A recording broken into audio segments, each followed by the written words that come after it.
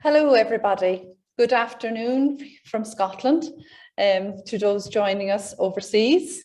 Thank you very much for joining us today for what is the final Energy Innovation Emporium webinar. My name is Helen Kennedy and I'm Head of Research at the University of the West of Scotland. The University Innovation Emporium has sought to inform the global community about what Scottish research is doing and innovation to reduce carbon emissions. And I am delighted to be introducing some of my colleagues today with some of their collaborators for what I'm sure is going to be a very interesting and informative session on collaboration in this area. Before I kick to make the initial introductions, I will first of all introduce my colleague, Professor Graham Jeffery. Graham has been working for the last decade over in Dharavi in India with his collaborator, Dr. Ben Parry, setting up a research and innovation lab known as Compound 13 Lab. Graham is joined today by Vinod Shetty, who is the director of the Acorn Foundation in Mumbai. And once we've got to know Graham and Vinod a little bit, we will be introducing another colleague of mine, Professor Andrew Hursthouse, from the University of the West of Scotland, who has spent a very large part of his career working on the challenge of cleaning up contaminated land across many countries and territories in the global south. His work on hazard identification and risk assessment of natural as well as man-made contaminants has been widely published. And he aims to develop strategic, sustainable strategies to ensure long-term local benefits. Andrew, I'm delighted to say, is joined today by Dr. Ushay Chikura who is a lecturer at Nnamdi Azikiwe University in Awka, Nigeria. A former UWS student who is collaborating with Andrew, and they will discuss methods and approaches to collaboration in frontline settings.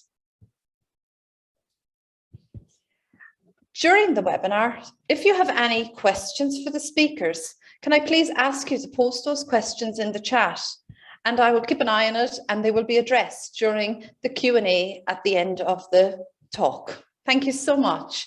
And now I will hand over to Professor Graham Jeffery.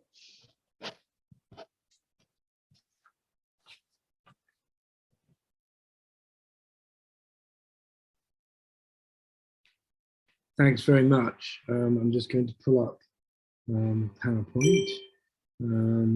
So 1 second.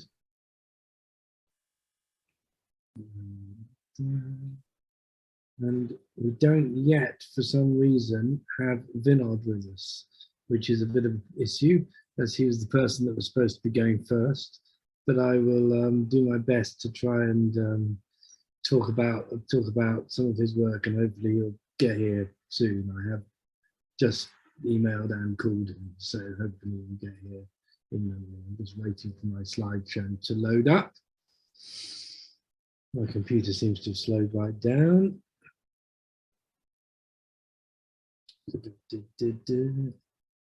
And one of the things we really wanted to try and deal with today is this question of how we deal with these issues of waste, energy, circular economy in situations that are much less than ideal.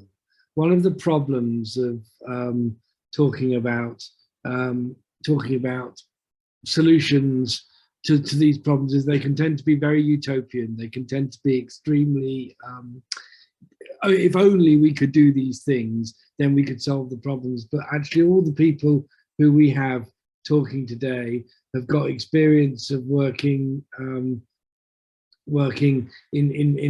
far less than ideal conditions. In fact, from conditions which could be regarded as pretty dystopian rather than utopian. Now I'm going to just try and share this slide for you. 1 second. Sorry. Share screen. PowerPoint.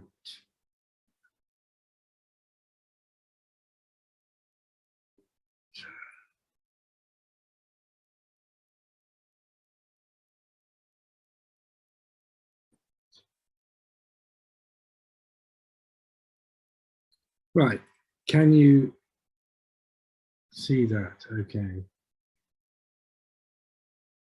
Telling me screen sharing has failed to start. Right, see my screen. Is that correct? Please put your thumbs up or say yes if you can. That's there. That's great. Okay, so could somebody tell me if Vinod arrives? Because if Vinod arrives, I'm going to hand over to Vinod, because this was actually the bit where I was going to introduce Vinod and talk about the work of Acorn Foundation, and he was going to talk about the work of Acorn Foundation in Mumbai. But in his absence, I'll do it as he's not here. So about a decade ago, my brilliant PhD student, Ben Parry, who was doing a PhD about sort of the work of artists in cities, and I'll come back to the question of how art might fit into some of this later, went and did a sort of 3-month sort of residency in Dharavi in Mumbai. And you'll be familiar with these kinds of images of hand recycling, of people disaggregating objects, of informal circular economy. And for those of you that don't know where Dharavi is smack bang in the center of Mumbai. It's an area of about 1.5 square miles, and it contains about 1.5 million people, depending on how you calculate it and who's doing the counting, making it one of the most densely populated places on the planet. It's sometimes mistakenly called Asia's largest slum, and it isn't actually Asia's largest slum. It's there are other areas that are larger, but it's one of the most prominent and high-profile slums, you could say. Although slum is a bit of a misnomer, because it's actually a highly productive, highly important place for the whole of the sort of economy of the city, and supports tens of thousands, hundreds of thousands of people in employment and work. And in the northeast corner of Dharavi is an area known as 13 compounds, which is the key recycling area for an awful lot of domestic hard waste in Mumbai. And again, depending on who you ask, an estimated 60 or 70% of all of Mumbai's hard waste goes through Dharavi, through these small workshops. And Vinod, 10 years ago, or more than 10 years ago, started working in Dharavi, and set up a branch of Acorn International, working to improve the conditions, working conditions of people working in the waste management industry, the informal waste management industry, which largely sits outside of the formal economy. It sits somewhere in this kind of intermediate place. So when people talk about waste infrastructures in India, and particularly in Mumbai, they often describe people working in waste management simply as parasites, or people who are working kind of outside the official structures. But in fact, the official structures of waste management and the official flows of waste management interface in all sorts of ways with the unofficial waste economy, which is typically done by very small enterprises, 5-10 people, supplied through complicated supply chains by individual waste pickers, by groups of waste pickers.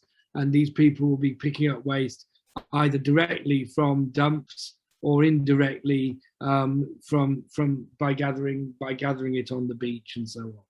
And Acorn International works with communities in waste management, has a shelter where in the community centre where a number of people work. And as you can see from this image, this is like an image of cutlery from aviation and on-board catering. You can see the ways in which the kind of flows of the formal economy, the petrochemical flows of plastic, this is all kind of disposable cutlery that will have been used once on a flight, finds its way to Dharavi and then gets recycled into other things. And what Acorn does is Acorn works both with kids and their families to improve the welfare of this. Now my slideshow is now going at high speed almost without me. To improve the welfare of the people who work in this industry, and also to get people access to services.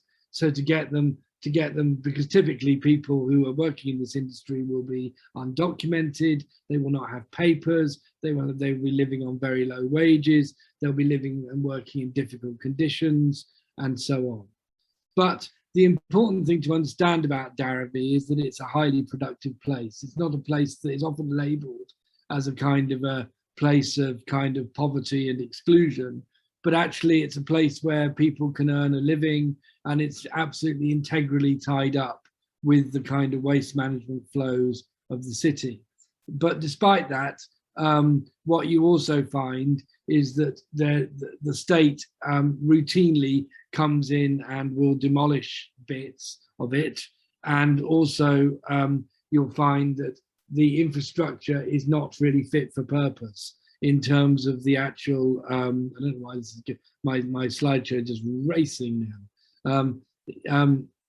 The infrastructure is not really fit for purpose. So for example, this is one of the creeks where you see which has to be routinely dug out every year in order to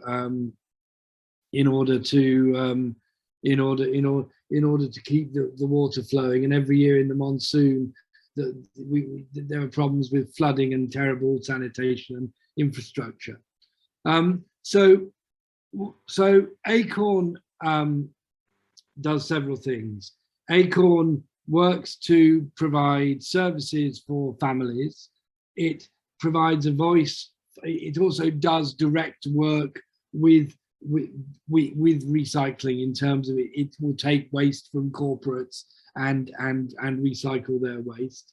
It provides a whole load of informal education for young people who come from families who work in these industries, including a very famous junk percussion ensemble called Dharavi Rocks, who do a lot of music, and they do a lot of music and a lot of art.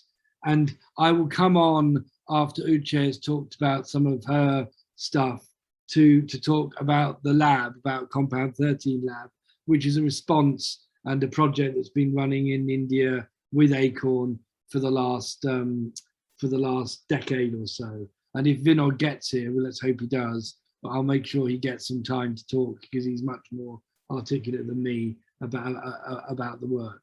And anyway, so for now, I'm going to hand over to Ushay.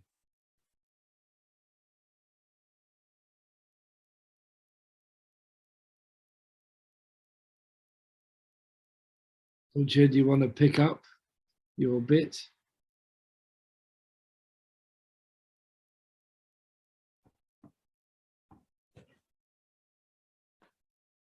Yeah, hi. Sorry, can you hear me? We can hear you fine, yeah. Okay. Okay, my name is Dr. Ushay Chikura Saba. I'm a lecturer in geological department at Nnamdi Azikiwe University, Awka, Nigeria.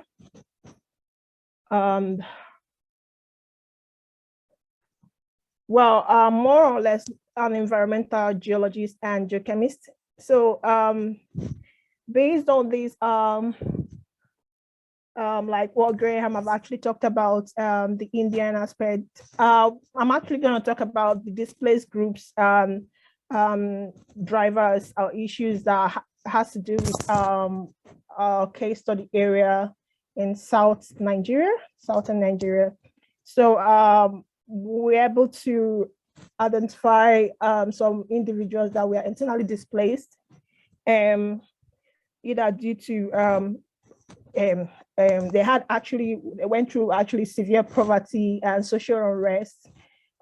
Some were actually displaced as a result of terrorism, and pollution as well. So these groups were actually moved from their previous place of residence to this other new place in southern Nigeria. So as you could see from the placeholder slide, you could actually see a lot going on in there. And the environment actually is well polluted because they had issues with waste disposal.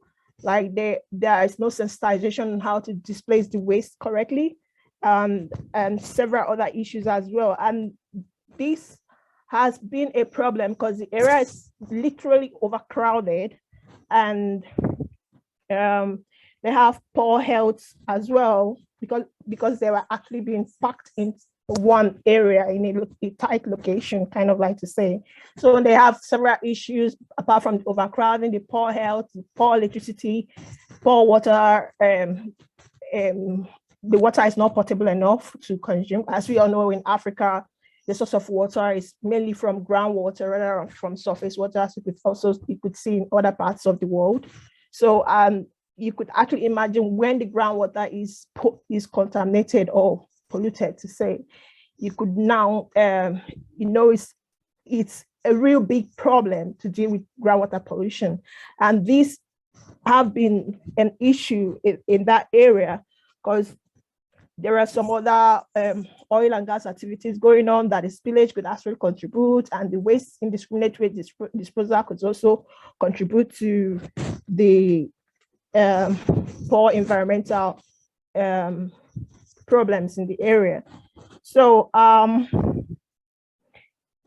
we also in the area, they have lack of sanitary conditions, plastics, indiscriminate disposal of plastics, or instead of the plastic being recycled, they're just dumped in the environment. And we have e-waste being disposed as well. You could actually trace them from the placeholder slide. And then there are a lot actually going on in the area. And these people, this group of individuals are not, they don't have the opportunity to get a proper education, not to talk of to feed a family. Like you see people struggling and trying to make ends meet, and which is an issue in the area. And the government, I'm not sure if they're well, but while we're just trying to see what the kind of the more or less like the impact to the health of these people that were actually displaced in the area. So well, a lot of actually issues we are actually looking at, because like for instance, the water that is being consumed in the area, most of them, they were not properly treated. So this exposes the individuals to certain diseases like typhoid fever, cholera, diarrhea, and etc. So it's actually a thing of concern, environmental concern for the environmental concern, as well as for the residents as well occupying the area. So I'm going to reserve the issue on the hydrocarbons to the next section. Maybe we'll talk deeply. We'll talk about the hydrocarbon and probably the waste, on how the waste are actually handled, like separation of waste and public awareness that needs to be created for the residents in the area, and basic sanitation and etc. So basically, I'm just trying, I guess this is just trying to introduce what we're actually going to discuss so far. So the whole aim, the whole aspect of this the study was to look at the issues of the waste, water, air pollution in the community that were displaced by war, terrorism, social unrest, pollution, and etc. So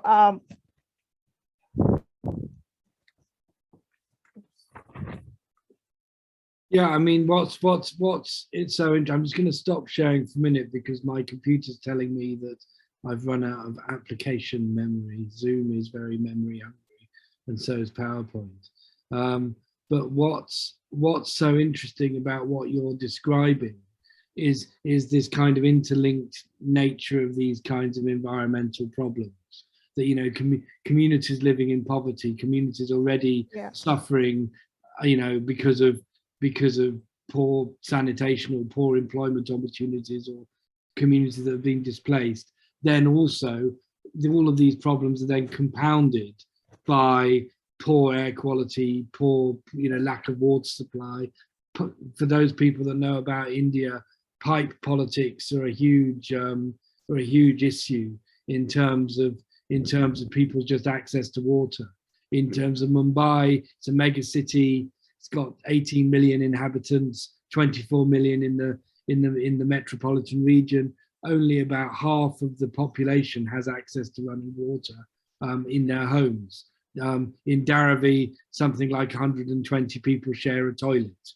So all of these problems are linked in terms of how they appear and how they manifest themselves environmentally, and they're wicked problems. And it's not good enough, or not easy enough, or not simple enough to say, oh, we'll just fix the infrastructure, because the infrastructure itself is completely fragmented. And that's certainly true in India, and I imagine that's also true in other, you know, in Nigeria as well, in similar places. And then people in these communities are doing waste work, so they are typically employed doing work which, although it gives them a living, it's also very, very hazardous to their health. But the state in general is not very interested in improving the conditions for waste workers, because it doesn't really regard their work as very significant, despite the fact that certainly in Mumbai, they're stopping the city from disappearing under a mountain of its own waste. There is a whole informal circular economy which is operating quite effectively, which is not accounted for in any of the official official literature about circular economy. It's almost kind of rendered invisible. So these are big issues. I mean, Andrew, I don't know if you want to come in here. I'm going to jump back to the lab and talk about the lab in India in a minute. But Sure. I know you've spent a long time thinking about these issues as well. Yeah. I guess, you know, sort of the perspective I'm bringing to the discussion is really about sort of environmental hazards and identifying quite precisely situations where, if you like, human health is challenged by a variety of toxins in all sorts of media, whether it's in soil or water or in the air. And I guess a lot of the challenges we have are that environments, particularly associated with displaced groups or associated with historical old industrial activities, mining, etc., create environments which we can describe quite easily as being potentially harmful. But these are environments where people have to exist and try to develop and live a fruitful life. And I guess when we're looking at trying to produce meaningful research in these environments, it requires us to really think about how we work with the groups and the communities to look at potential solutions to improve the situation. So it's very easy to say things are bad, and we can produce evidence to show how bad things are, but these are environments where people exist. And so how can we take our research to improve conditions collaboratively? And I think that's the sort of theme coming through discussions so far today. And I think one of the other interesting questions is about knowledge, because there are different sorts of knowledge here. There's obviously a technical and scientific knowledge around measuring air pollution or measuring groundwater pollution or measuring plastic you know, knowing how much plastic there is going back into the sea or whatever. There's all this kind of data that you can get. But there's also all the knowledge that exists within the communities that are actually on the front line of this kind of work. And so, for example, if you look at the kind of technical knowledge required to be able to sort plastic, it's really complicated. It's like people will be sorting at high speed, and they'll know exactly whether it's PLA or PET or HDPE. And they might not even call it that. They might have another name for it. They might call it black balloon or something else. It might have its own names. But this is a kind of a form of citizen science, and it's a form, and it's highly specialized knowledge, because people know exactly what is the price of it is. They know how to extract it, and it's not always done totally safely, but it's done in a way that maximizes the value from it. And at the same time, there's a huge knowledge of the markets, of the flows, of where it goes, what it can be used for. And that's just one example, and the same extends to metals, to glass, to paper, to e-waste. People are really, really specialized and really knowledgeable about it. So one of the questions that we wanted to ask when we set up our, what we slightly grandly called Compound 13 Lab, as a kind of an experimental space for learning in the middle of all of this, was how can you bring these different sorts of knowledges together? How can you bring that specialized scientific knowledge of experts and designers and engineers who've been trained and been through a kind of formal system into a kind of a dialogue with the citizen knowledges?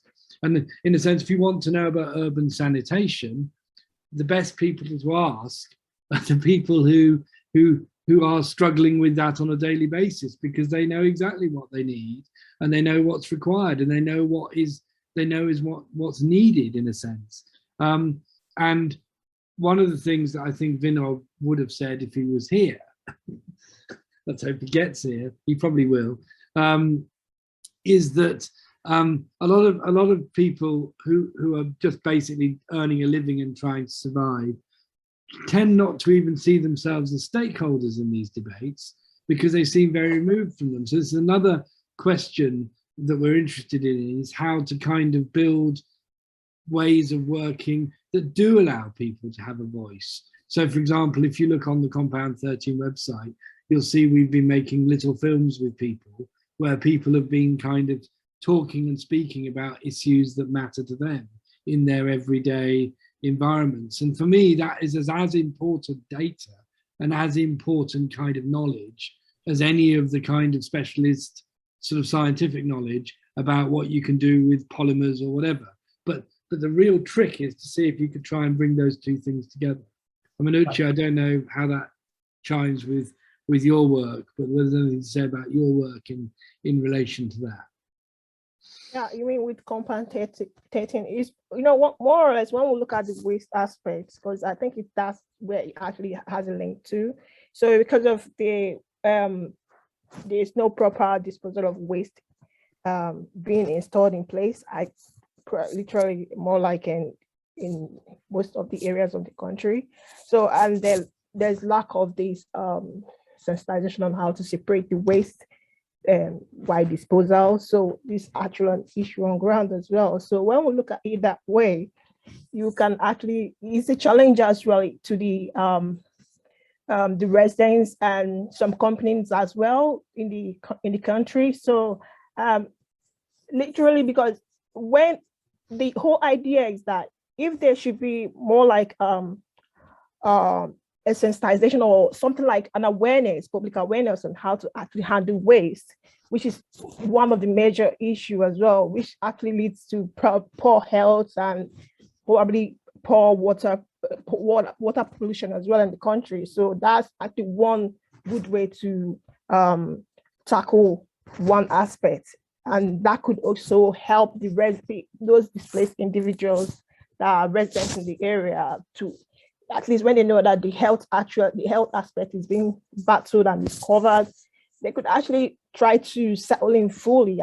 That's my own top line as well. So, but that's one. And when we talk, there are several other issues as well. You know, they have poor electricity is on ground. So apart from the waste, electricity, water, and several other things as well, issues as well that these individuals have been exposed to. So, and also looking at the fact with the climate change that is actually ongoing, like in the country this year, we have actually recorded a very high rainfall due to the oil and gas industry as well, and several other issues as well. So it's actually a challenge, really, like looking at that area as a broad. So, but and again, you know, it's interesting to think about that interaction between things like rainfall, climate, infrastructure. So, for example, you know, in India in the monsoon, you have this kind of massive,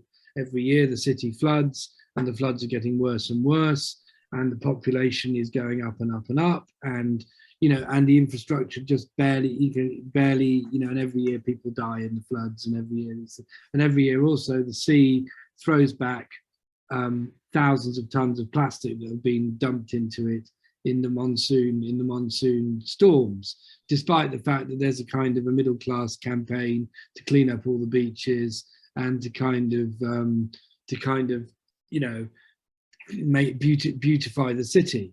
But actually, because the basic infrastructural issues about waste management are still so difficult, you know, it interlinks with these other issues of water, climate, all, you know, all the rest of it. And one of the things that we have been trying to think about and write about is what would happen if some of the informal solutions, you know, which actually work in the sense that they provide employment, people are doing this work, there's a whole supply chain for this. What would happen if some of these informal solutions were actually kind of drawn into the plans for the city, as opposed to this kind of pipe dream of everybody segregating their waste? It all goes to be kind of sorted out somewhere else. It all just, you know, often you get a lot of plans for kind of things like big incinerators, you know, all the rest of it. But actually there's kind of to ignore the actually existing waste infrastructures. So trying to work with the actually existing infrastructures as opposed to working with the ones that you kind of wish that you had, because they're clearly not going to go there. And in a sense, even waste segregation is a kind of is a privileged activity, because it depends on on having the facilities to be able to segregate it. And if you share a bin with, or you share a waste, you know, if you're sharing that with 5 other households, and there's no systematic way of doing that, it's very difficult for you to segregate your waste, even if you want to. If you don't have proper sanitation, then you've got all sorts of human waste and wet waste and really toxic contaminated waste mixed in with the stuff that can actually be recovered. And you know, so one of the things we're doing with our lab is looking at trying to do composting. We do waste segregation. We're going to put solar panels on the roof. It's a kind of a demonstration site for some of the technologies that could be there that could actually assist with waste management. And I think, yes, and Adiemi made a very good point in the chat saying, I'll read this because he sent it to me as a direct message. Is there an opportunity for a symbiotic relationship between raw material and waste for this areas and manufacturing processes that can be set up to create wealth and growth? And the short answer is that's already happening. That in a sense, the people who work in informal waste management are extracting value from those supply chains. The issue is the margins are so tight, and the products that they make, which is basically plastic pellets that can be turned into other things, tend to have very low value.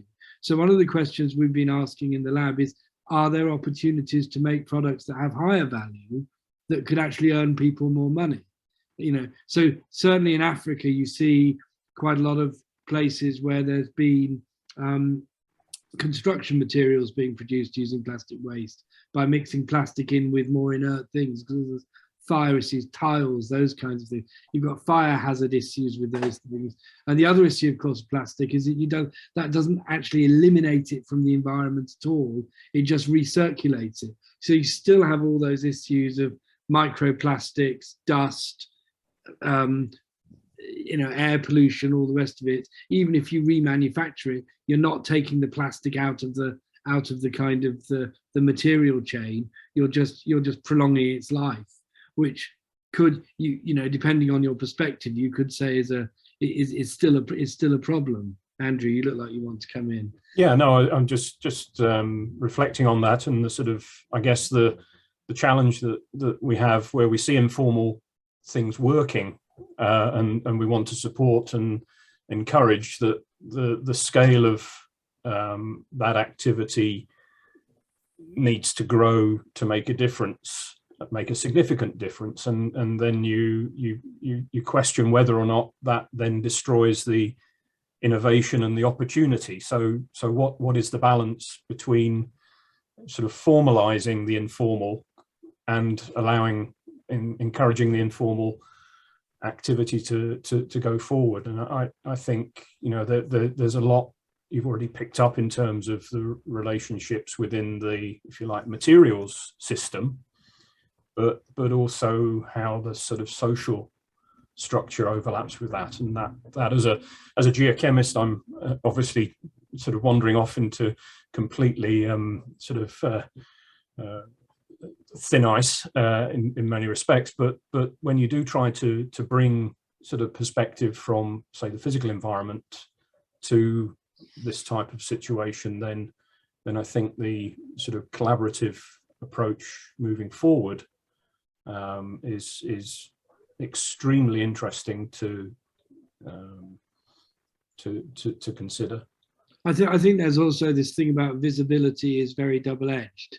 So if you're in the informal sector, in one sense, you just want to be left alone, because one of the things with the focus on climate and plastic, Maharashtra, state of Maharashtra, where Mumbai is, now has instituted a single-use plastic ban. So there's a real kind of focus on plastic waste. It's seen as a real PR problem for the city. It's very embarrassing for the city to be buried under all this waste. There is a focus on that in policy, and this actually can be very double-edged for people, because actually they then find themselves in the gaze of the regulator and in the gaze of more regulation. They don't necessarily have the capital or the money to invest in the kind of facilities that the regulators would like them to have. You know, everybody would say, yes, we'd like to have good ventilation. Yes, we should wear gloves. Yes, we'll have masks. Yes, and then obviously the pandemics compounded this even more. It's made things even more difficult. And a lot of people have gone bust as a result of the pandemic, just because the whole economy has slowed down so much.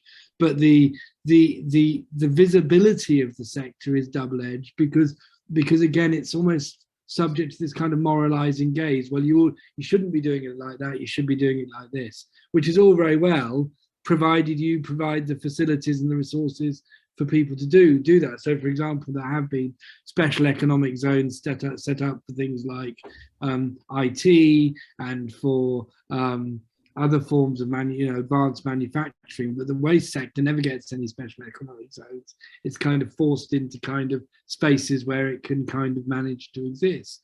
And I think also there's a sense in which the value of that informal economy is not being tracked, because by and large these are businesses that exist semi-legally. You know, they buy their electricity, they pay for things, but they're probably not paying as much tax as they should be. Everything is done with cash. You know, so it sits in this kind of in this interesting space between the formal and the informal, where visibility, as I say, can be very problematic. But equally, invisibility can be very problematic, because actually then people are not, the contribution that people make to the life of the city. I mean, one of the things that Vinod has done very successfully is raise the profile of the sector as what they call green collar workers. You know, so instead of saying people are waste pickers or parasites, they're seen as people, you know, is trying to present this as this is valuable work that performs an important service for the city, without which the city would have a terrible waste management problem. And the other thing that we've been trying to do is to introduce more innovative kind of solutions around energy. So there's no reason why, with small investment, some of this you know, some of the energy that is used in these processes could be supplied with solar, as opposed to having to be bought from hydrocarbon sources and so on. Plenty of sunshine, no problem about generating solar electricity. But it's a question of capital investment. Who's going to put the money in? Where does that come from? Who's going to invest in these communities? I mean, who in Nigeria? I mean, I suppose this is where the NGO sector and the third sector comes in, and potentially even the university sector, because we are in a position to be able to kind of be in those dialogues with those communities, because we're slightly independent of the state and of the political system. There's again, the politics bit is all very complicated as well.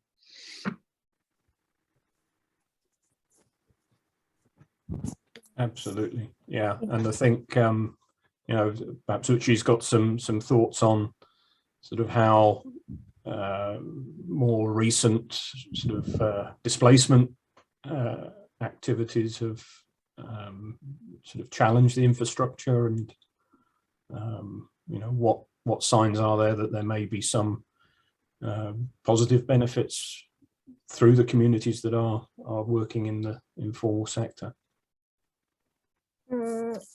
More likely to say, I don't know what to call it, a positive benefit anyway, because, well, it could be, but it's just that these people that have been displaced, like, they've got language issue. They don't speak the same language with the people that they have been displaced with. So they try to settle in between, like, with the normal, there's a kind of a means of communication in Nigeria that is not purely English, but they try to settle in between there so that they could actually have a communication with people in that area. So we're actually trying to start up something like to have a living with, like they can't just stay on their own without just dealing on something. So it places more like, I don't know how to describe it, but to an extent, they have been known for certain things that they do in that area. So that draws people to that area. But when you get to the area, you could actually pick up these issues with that there's so much going on there, dealing with pollution and every other things in that area. But the whole aim is that these individuals that have been displaced, they're actually looking for survival, more to say. They're trying to survive, and that's why they are trying to do what they do to get something, to get to meet the ends. So I believe that is not just the only area in the country that have such, but they should also have other areas as well in the country that also have certain more like internally displaced persons. So it's more or less a challenge for them, but they have to actually make a livelihood, and most of them don't even know where they're from. Like, you don't really blame them because they actually grew up in that environment without education and just trying to mix up with the whole communities and how they do things. So, but I think, you know, there is that sense in which that environmental work can provide employment opportunities. It can, you know, remediation, waste reclamation, improving things, growing things, you know, finding ways of, you know, there are livelihoods in all of those occupations, and actually trying to again think. I mean, one of the other problems is that you know, it's not just about the materials being seen as disposable, and us living in a society which treats, you know, natural resources as disposable. It's also a problem about people being seen as disposable and seen as not actually being of value because they don't have very much education, or they don't earn very much money, or they live in very poor conditions, or they have or so these a lot of people in these kind of situations don't even really haven't really accrued the same rights as other citizens, they compared to middle class people or people with an education or people who know how to speak to politicians. I mean, interestingly, they do vote. Both Nigeria and India are democracies. There's often vote banks involved. So in fact, this can be very important. So one of the reasons that Dharavi has not been demolished over many, many years, despite the fact that it's on absolutely prime land and that all kinds of property developers would love to get their hands on it, is because it's a vast vote bank. There's 1.5 million people living there and they vote. And therefore, to some extent, you vote, you get protection. Whoever you vote for has some responsibility to protect you and make sure your interests are met. And there's a kind of complicated set of negotiations between the communities and the people that make the decisions around infrastructure. And you can see that certainly over the time I've been going to Dharavi, which is now nearly 15 years, the infrastructure has improved. Like there is better water, there is better sanitation. Generally speaking, the housing stock has got better. It's not as actually critically difficult an environment as other informal settlements in the city. There are places that have far less toilets, far less water, far less electricity, far less amenities, far less access to employment. So you can see that kind of homegrown model of urban development actually works. But the point is to try and see that, to actually look at the way in which it works and feed that back into the planning system, as opposed to just constantly labeling everybody and everything that happens there as a massive problem that just has to be solved, not by any of the people involved in it. It's how do you actually engage people in those communities in the wider issues around livelihood, infrastructure, urban development. Those are really big questions. But those questions are not limited to India or Nigeria. Those questions are kind of universal questions for communities living in poverty all over the world. Same could be said in Glasgow or Paisley. How do you engage people who are right on the sharp end of this stuff in questions about what about the future of their communities? How do people have a meaningful stake in where they live? Middle class people are very used to that. They're used to kind of writing to their MPs and getting results. Working class people living in poverty, not so much. But our argument partly is that just because it's about recognition of those knowledges exist on the front lines of these issues. Absolutely, and I guess you can start to think, I suppose, in terms of resilience to climate change and all of the other external factors. What do these environments, these communities have a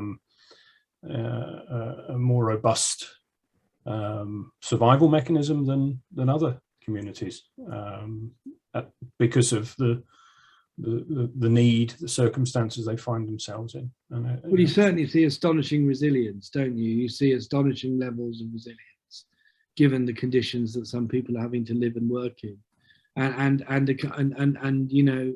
also people get very shocked often when they first arrive at that, but it's accepted as a kind of a material reality that people have to live in and through. But once you stop looking at the kind of, obviously that I'm not trying to celebrate poor health or poor environment or poor infrastructure, but what you also see is remarkable entrepreneurialism, remarkable kind of levels of self-reliance, and a lot of mutual support, a lot of mutual aid.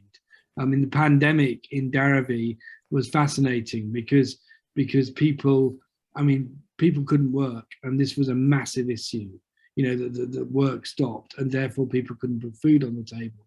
So Vinod had to kind of pivot on a dime, along with a lot of other NGOs, and move into kind of food supply, which is something they've never really done before, other than feeding the kids that come to do classes and things. They always get a meal at the end of the day. That's part of the the deal. But they and a lot of other organisations moved into ration distribution, and there's been this acute issue about food.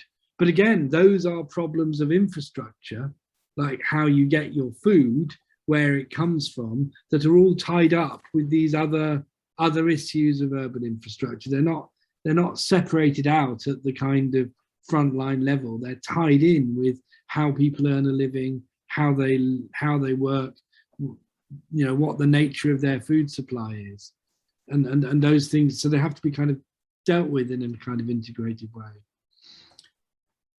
See, there's a question from Sarah to us. What can we do in Scotland? Help the global south. Well, I would argue the global south is more sustainable. It's like, there's another question, which is what can Scotland learn from the global south about how to be sustainable?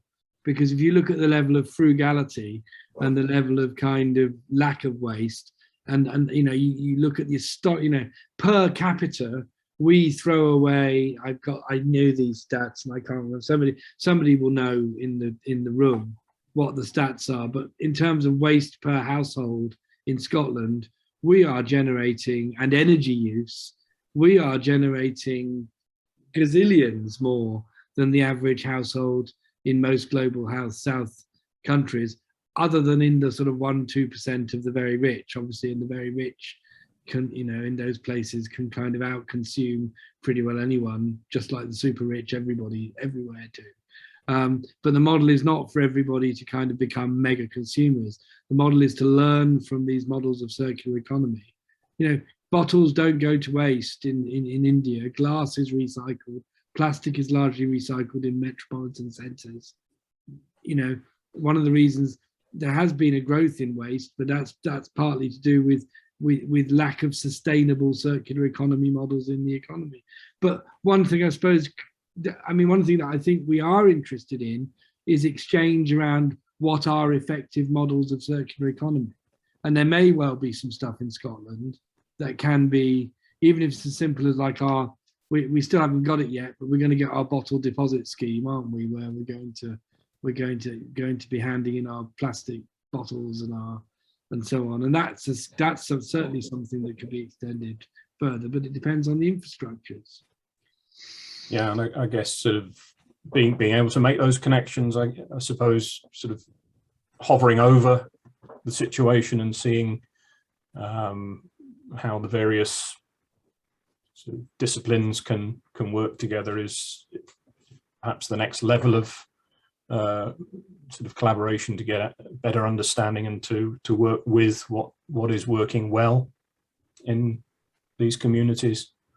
And there's been a lot of investment, sadly, now cut short since the government decided to slash the ODA budget through Global Challenges Research Fund, which has funded a lot of this work, certainly that we've been doing in India, which has developed direct collaborations between Global South academics and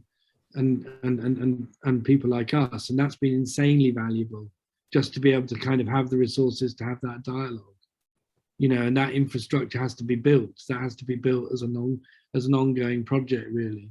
And of course, it's all very competitive and hard to get the money and all the rest of it. But actually, having that dialogue is really important in terms of how we take this work forward. So next summer we're planning a waste summer school in Paisley, and we will be doing a whole load of activities, both in terms of kind of practical circular economy things, and also looking at waste infrastructures in Scotland, and kind of developing a bit of exchange between people who are working in India on these issues and people who are working in Scotland on these issues.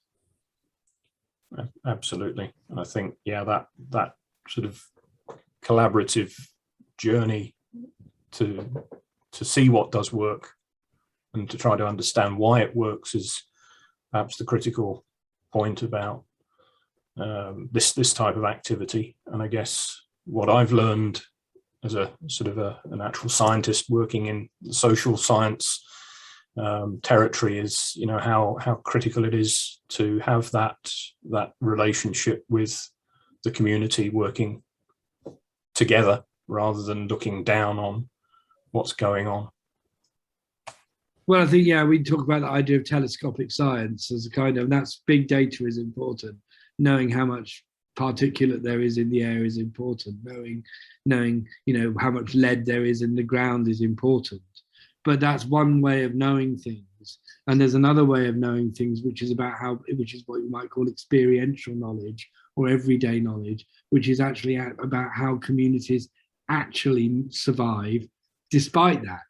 You know, yeah. and there's all sorts of little mitigations and tactics and strategies that people use on a daily basis to kind of get through.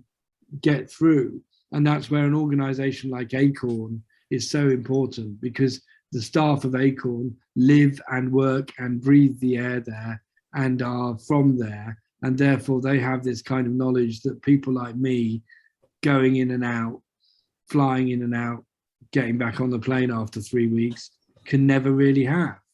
And some of you might have seen that Kevin MacLeod program that he made about 10 years ago, where he, you know, lived in Dharavi or slept in Dharavi for 2 nights, but it's never the same thing as actually having to, you know, to build your whole livelihood there. So that exchange around that knowledge and capturing that knowledge and feeding that back into wider knowledge systems, I think is really, really important. So it's what we're attempting to do slowly. And, you know, so for example, we've brought in new technologies, and we're doing stuff with 3D printers, and we're doing stuff with recycled plastic. And there's a slight, one of the holy grails will be able to make recycled plastic filament and have a completely traceable supply chain for that. So we could have a kind of ethical filament, an ethical pet filament. So we have an idea that if we could create an ethical pet filament, there could be quite a good market for that, because people would know that everybody in the supply chain for that had been paid fair wages. And so there's a sort of experiment to be done with a go down to see if that's actually something that we could do. But of course, again, it's about capital investment, because the equipment to manufacture filament for 3D printers is very, very expensive. Whereas if you just want to make pellets for just more crude forms of recycling, it's much cheaper. And then that raises the question of, well, actually, maybe we need cruder solutions, quicker and dirtier solutions, but ones which actually can be, you know, the hand pressed mold, injection mold might be a better model than having some very fancy German laser machine that makes very elaborate things, because actually in those environments, you need quite quick and dirty ways of making things. Absolutely. Yeah, I was just kind of like trying to reflect in the area and in southern Nigeria. Like I just thought of the barbecue, because some of them also relied on barbecue, and it's just an open business in the area. Like literally when you just walk into that suburbs, like you could actually see the smoke all in the air, and they don't really know what they're doing, but all they know, they're trying to make ends meet. And a lot of people actually do go there to patronize them to get things, because they know that these people that have been displaced, they're trying to make meet ends and probably provide for their family and all other things. So, but in terms of the plastic and the bottle aspect, recycling I think we're way far ahead of that one. So, but hopefully, because the way it's being disposed in the area is just another issue. But I just, you know, when the individuals kind of like, that was something Andrew actually said, that when the community actually comes together, they could actually work things together to get things done, that you could try to depend on the government that one day they will get it done. But the individuals, the residents are actually the ones dwelling in their area. So I believe when they have the public awareness in terms of that they need to work together to get things that they could actually do done, why the government would actually do the rest. I believe that should go a long way to get things in place. So I think that barbecue is something they actually talk about. Okay, it's like this area, they've got a lot of aquatic living organisms like fish and every other things, and they could actually try to deal on that to get kind of like funds to support themselves. So they're actually trying to get something done. But then in terms of the pollution aspect, well, I was just trying to think out of the box, because like in my household, like I made mention about color-coded bins. If these actually could be installed in place, we could also go a long way in dealing with this waste actually as well. So, and that is from a home, and you could actually imagine when this is replicated in several homes and in the same communities, you could actually see how far we could all go to try to get something done. And that could also bring the government their attention to what is actually going on, that if these people could actually go this far, okay, how can we then support Israel today to take it further? So, and that could also help the sanitation teams that take off waste to know that, okay, these wastes actually need to be separated, because some of them needs to be recycled, like food waste, you could say maybe none need to be recycled, but the farmers could need, when it's being decomposed, like manure or something, they could have a need of that as well. So these are actually things that we could actually do as an individual, but we need to start somewhere. That's and I think, you know, that with the lab, the idea is to kind of demonstrate those technologies. So small little bits of urban agriculture, small scale composting. I mean, actually waste in Dharavi is fairly well segregated in many respects, because basically everybody goes through everything. It doesn't, you know, because people are kind of extracting value from it. If there's plastic that can be recycled, it'll be recycled. If there's rubber on something, it'll be stripped off. Everything goes somewhere. And you know, we've also taken the kind of model of the makerspace, and because you could argue that the whole of Dharavi is a kind of a makerspace, because everything's being taken apart, reassembled all the time, whether that's pumps or air conditioning units or washing machines, or you know, all the end products of the consumer economy where go there when they cease to work, and then in many cases they're brought back to life again and recirculated and repaired and all the rest of it. So there's a kind of a model of a makerspace where there's incredible repair culture, where people will make all kinds of stuff. And actually then the question is, how do you unleash that? Like there's all this technical knowledge about things like pumps or washing machines or whatever it is. It's not formal knowledge. Nobody, you know, some people went to university, but a lot of people didn't. But there's that technical knowledge that exists in the community. What could be done in order to kind of actually, you know, harness that to make more sustainable models of kind of urban life? And I don't think the sustainable model of urban life is gated compounds for the few and everybody else living in a shack. And that's the kind of problem that we have. You know, it's like gated compounds for the few, all mod cons for the few, independence of power supply, segregated waste, absolutely. You know, a lot of those big condo places, they'll segregate their waste, but then there's no thought about where that waste goes and what happens to it afterwards. So it's like, but there might be material things that can be done for people to actually directly improve their own. For example, we made lampshades, very simple thing. We started making lampshades because a lot of people have just got bare bulbs. And I might have a slide of a lampshade. Yeah, here we are. Here's one, so our lampshades. Let me just see if I can share my screen with you.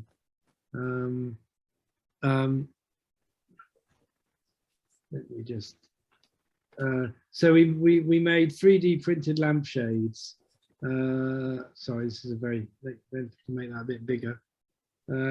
These are some of our 3D printed lampshades. And that's our 3D printing printer, 3D printing lampshades. And then people could take them home. And it was, and they designed their lampshades themselves, and they could hang those over their bare bulb that hangs up in their room. And it just made a slightly more pleasant kind of aesthetic for the house. And it was quite fun to make a lampshade, to design your own lampshade. Plus you're learning some design skills. Another thing we did was 3D printed portraits of people. So these are all scans of people's heads using an iPhone, just using the LiDAR function on the iPhone, which then gets mapped into a 3D model of people. And then we 3D printed people's heads. So they could take models of their heads home made with recycled plastic. And again, there's no kind of, and that's really just more thinking about trying to develop people's skills or getting people thinking about what's possible to do with materials. You know, little class with people learning about design, 3D printer in action. So we keep those kinds of processes going as a way of making a link between what happens in things like the repair shops. This is a typical little pump repair shop. The go downs, this is a go down where all the stuff is being sorted for recycling. And then again, and all of the kind of discussions and debates that are being had about the space. So it's literally a kind of a place where that knowledge can kind of be exchanged. But I don't see any reason why other places shouldn't have a Compound 13 lab. Like we should do one where you are, Ushay, and I don't see, and of course there are a lot of other initiatives like this. There are extraordinary initiatives around waste management all over Africa, you know, especially around and also in energy. There's all sorts of interesting. So part of it is just to try and connect up with other projects that are happening elsewhere and create a bit of a network around this stuff, because that's another way you get innovation, is just to actually do the horizontal stuff. Don't wait for the government, just to start to network directly with other people who are thinking in the same way wherever they are else in the world. And one of the great advantages of us all going more digital and more Zoomy, and the other thing we have in the lab is actually the internet connection there is better than my home internet connection here in Paisley. It's faster. Is the advantage of being able to kind of do, you know, have a fast internet connection with the whole of the rest of the world, and people just turn up with their phones just to be able to use that because it doesn't cost them anything in data. So there's just like access to that kind of basic infrastructure and making that free.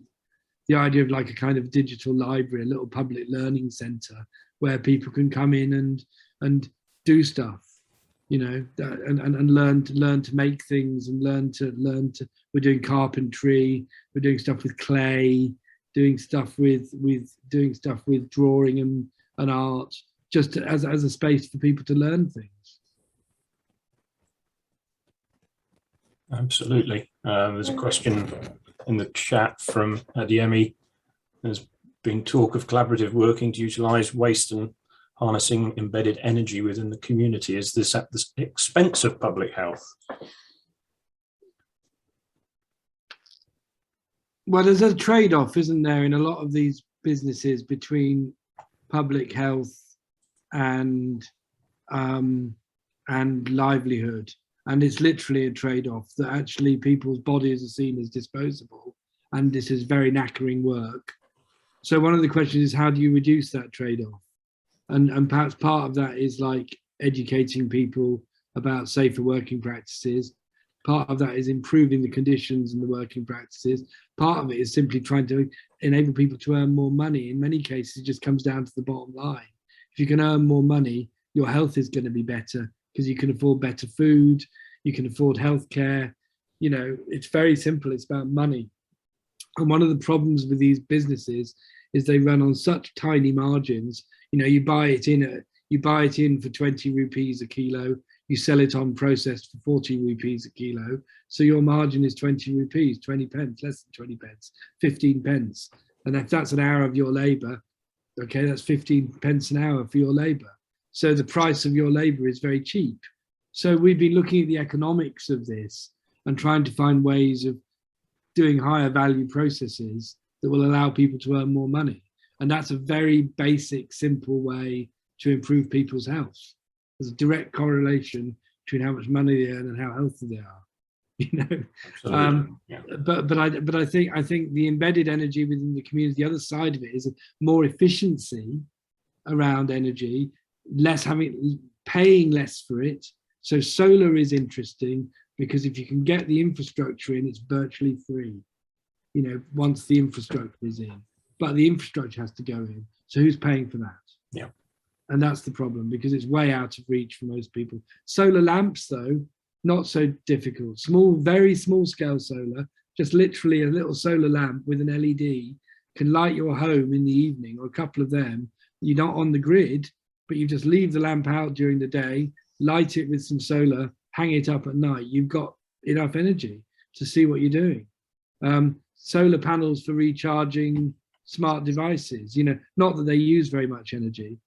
The smartphone is interesting. I mean, that's another thing that we've been playing around with, is thinking about how people are using smartphones in these communities, because certainly in India, 4G is cheap enough, 3 and 4G is cheap enough to be in reach of even the poor. You know, even the poor have data plans and are online. And that's very interesting to see how people are using the internet and what the internet allows people to do. But I think that's a very good question, Adiyemi. You know, I think that question about how the balance between public health, energy use, infrastructure, and often new infrastructure actually costs more. So, for example, you know, the metro is coming into Dharavi. There's a huge metro line being built underneath Dharavi at the moment, and this is and the slogan is connecting the unconnected. That's one of the slogans. Mumbai is upgraded. We're connecting the unconnected. But the problem is the price of the metro is going to be so high that nobody is going to be able to afford to use it, because it's basically 20 or 30 rupees per stop. So if you want to go 5 stops, that's about £1.20. You're only going to be earning £3 or £4 a day if you're lucky.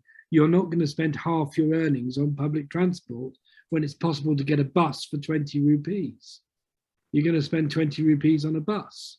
So in a sense, you have that segregated infrastructure where the middle class gets the benefit of the new infrastructure because they can afford it, and the poor are priced out. And again, that's highly, highly problematic. And the other consequence of the metro coming in is that all the land values go up, which is great for people that own property, but terrible for people who are paying rent.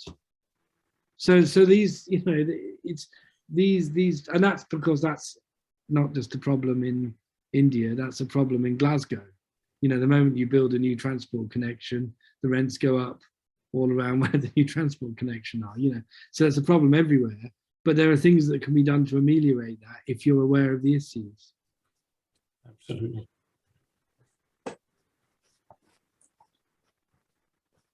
I'm very sorry that we haven't got Vinod, because he's always good value. If you look on our website, you can find him. There are various bits of him there. And actually, if you Google him, you'll find him, because he's on YouTube quite a lot. So if you're interested in hearing from Vinod, I suggest you just put the word Vinod Shetty into Vinod Shetty Acorn India into YouTube, and you'll hear directly from him. I have no idea where he's gone. He hasn't replied to my WhatsApp, so I can only assume that he's had trouble connecting, or we've had time zone difficulties, or I don't know. I did a seminar like this with him on Wednesday last week, and he was fine. So I'm just hoping he's all right.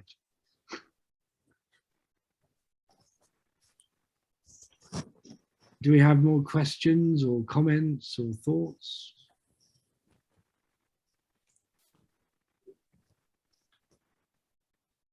We are coming to the close of our session today, so this is your last chance to ask our speakers.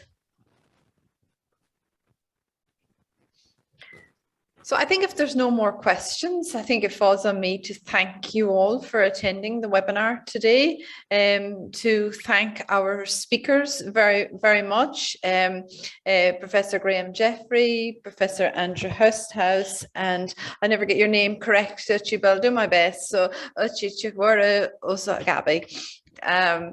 and also our hosts, ETP, and thank them for putting on this fabulous series, the Energy Innovation Emporium. So thank you all for joining us. You have the details of my colleagues. We're very easy to find online. If you have follow-up questions or you're interested in a follow-up discussion, please get in touch.